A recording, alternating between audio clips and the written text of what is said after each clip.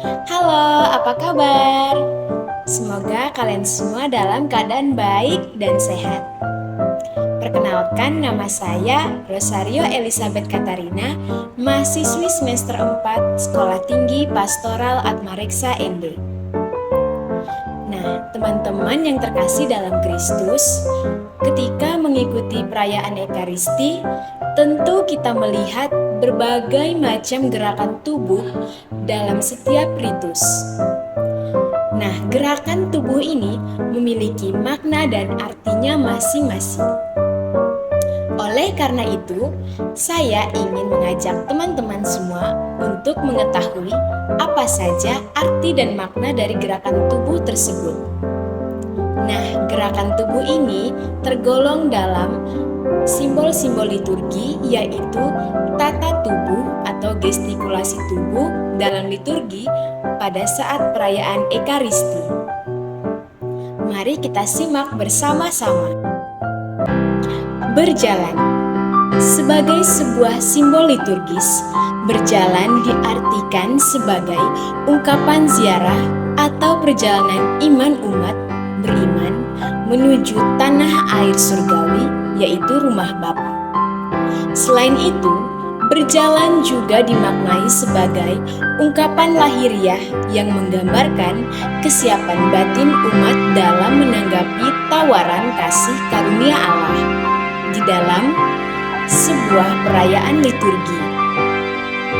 Misalnya Ekaristi, gestur atau tata tubuh berjalan dilakukan pada saat masuk dan keluar gereja, pada saat perarakan yaitu pembuka dan penutup, saat perarakan bahan persembahan, dan saat sebelum dan sesudah menerima komuni. Berdiri. Berdiri mewakili kehormatan, kesiapsediaan, penghormatan, dan perhatian pada kehormatan Tuhan. Sikap tubuh ini mengungkapkan kegembiraan umat. Maksud dari kegembiraan adalah bahwa gembira atas kebersamaan dan persaudaraan dalam Kristus. Sikap berdiri menyatakan keyakinan yang utuh, jiwa yang siaga di hadapan Allah, siap bertemu dan berdialog dengan yang ilahi. Sikap berdiri dilakukan ketika imam dan para pelayan liturgis masuk atau meninggalkan tempat ibadah pada saat Injil diwartakan, ketika mendoakan aku percaya, doa umat dan doa Bapa kami, sebelum pos komuni, doa penutup, dan menerima berkat. Duduk. Pada prinsipnya, liturgi memberi arti pada sikap duduk sebagai ungkapan ketenangan dan kesiapan untuk mendengarkan sabda Tuhan. Bagi seorang imam atau uskup yang memimpin sebuah perayaan Ekaristi, sikap duduk lebih erat berkaitan dengan martabatnya sebagai pemimpin atau pengajar. Sikap duduk juga mengungkapkan suatu kehendak yang mendalam untuk memaknai hidup secara benar. Sikap berlutut. Berlutut sesungguhnya merupakan bagian dari sikap liturgis yang mengungkapkan rasa hormat, rasa tidak layak, dan penyembahan kepada Allah. Selain itu, sikap ini juga melukiskan sikap sesal dan tobat, juga kerendahan hati seseorang ketika berada di hadapan sebuah realitas yang maha tinggi, yang hadir di hadapannya. Sikap meniarap. Sikap tubuh meniarap dianggap sebagai sebuah sikap liturgis yang mengungkapkan rasa tidak pantas, rapuh, lemah, rasa hormat dan rendah hati di hadapan Allah secara amat sangat mendalam. Boleh dikatakan, melalui sikap ini, seseorang membahasakan, Tuhan, aku tiada artinya berada di hadapan-Mu. Jadi, sebetulnya sikap ini serentak juga menggambarkan pengosongan diri yang amat total dari seseorang di hadapan Allah yang diimaninya. Sikap tangan terkantung.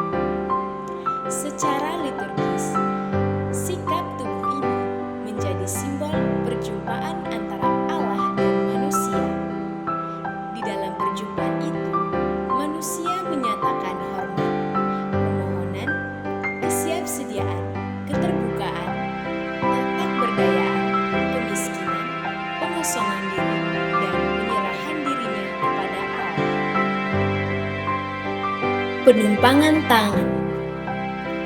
Dalam konteks liturgi gereja, gestur penumpangan tangan merupakan simbol permohonan dan pencurahan Roh Kudus.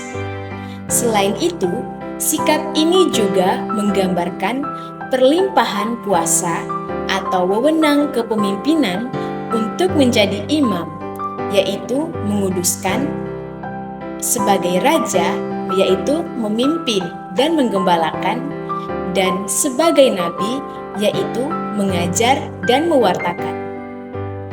Dalam Perjanjian Baru, sikap penumpangan tangan merupakan bagian integral dari ritus sakramental. Mengapa? Karena sikap ini menjadi simbol pelimpahan atau penyerahan Roh Kudus. Tanda salib dan berkat. Tanda salib merupakan tanda kemenangan Kristus sekaligus menjadi identitas orang-orang Kristiani yang menjadi milik Kristus. Selain itu, tanda salib menjadi tanda orang Kristiani mempercayakan hidupnya ke dalam perlindungan Tritunggal Maha Kudus, yaitu Bapa, Putra, dan Roh Kudus. Cara melakukannya yaitu dalam nama Bapa di dahi, lalu dalam nama Putra berada di dada, dan dalam nama Roh Kudus berada di sebelah tangan kanan, dan amin di sebelah tangan kiri. Sikap menebah dada. Pada prinsipnya, dalam liturgi, gestur menebah dada merupakan simbol penyesalan, tobat, dan pengakuan diri bersalah dan berdosa. Doa yang disertai dengan gestur menebah dada itu sesungguhnya menjadi simbol. Mengapa? Karena dada adalah simbol hati. Hati yang dimaksud dalam hal ini yaitu dianggap sebagai sumber dari segala dosa manusia. Sumber letaknya hubungan antara manusia dengan Allah. Gerakan tangan menunjukkan sumber dosa itu dan mengungkapkan rasa sesal dan tobat yang mendalam. Sikap berjabat tangan.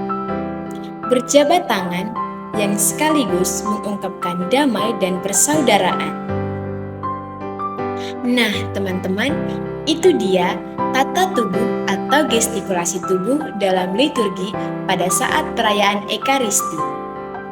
Terima kasih kepada teman-teman yang sudah menonton, dan mohon maaf apabila ada kesalahan maupun kekurangan dalam video ini. Sekian dan terima kasih. Saya Rosario Elizabeth Katarina pamit undur diri. Sampai jumpa.